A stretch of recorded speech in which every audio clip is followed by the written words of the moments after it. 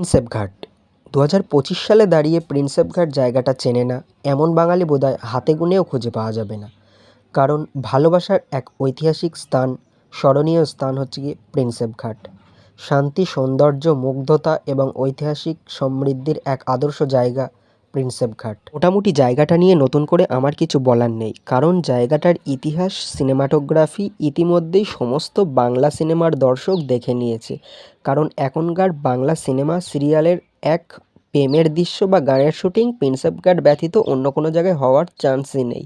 At least একটা করে গান হলেও এই প্রিন্সেপ ঘাটে শ্যুট করা হয়। জায়গাটা সম্পর্কে, ইতিহাস সম্পর্কিত তথ্য থেকে যদি আমরা সরে এসে একেবারে চক্ষু দৃষ্টি দিয়ে দেখি, তাহলে বলা চলে জায়গাটার প্রতিটা কোণায় কোণায় লেখা আছে এক নবরূপে ভালোবাসার অক্ষর, যেখানে গেলে মন মানসিকতা নতুনভাবে আবিষ্কার করতে পারবে। প্রিয় মানুষের সঙ্গে বেরিয়ে পড়ো একটা বিকাল, একটা সন্ধে। বলা চলে জায়গাটা সম্পর্কে অনেক নতুন ধারণা ক্যারি করতে পারবে। প্রতিনিয়ত এখানে শুটিং হয়ে চলেছে একটার পর একটা মিউজিক ভিডিও, সিনেমার ভিডিও বা গানের শুটিং। তো জায়গাটা সম্পর্কে নতুন করে আমার কিছু বলবার নেই, কারণ ভালোবাসায় মুগ্ধতা পড়া মানুষের এটা একটা আদর্শ জায়গা হতে পারে।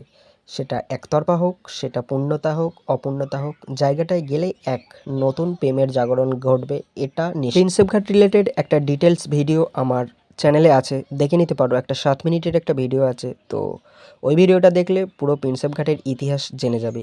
এবার যেহেতু আমরা গিয়েছিলাম 2 বছর পর পর, তাই আমাদের আর তেমন কোনো আগ্রহ ছিল না ভিডিও বা ফটো তোলার। তাই কোনো রকম ভিডিও ফটোশ্যুট করেই আমরা বেরিয়ে পড়েছিলাম, যেহেতু ব্যাপক রোদ পড়েছিল দিনটা।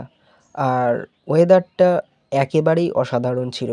রোদ, বৃষ্টি, ঝলমলে এক মনমুগ্ধকর ওয়েদার। তবে শীতকালে এই জায়গাটা অত্যন্ত আকর্ষণীয়, প্লাস ভালোবাসার মরশুম সৃষ্টি করে। তো দেখা হচ্ছে নেক্সট ভিডিওতে, ততক্ষণের জন্য বাই।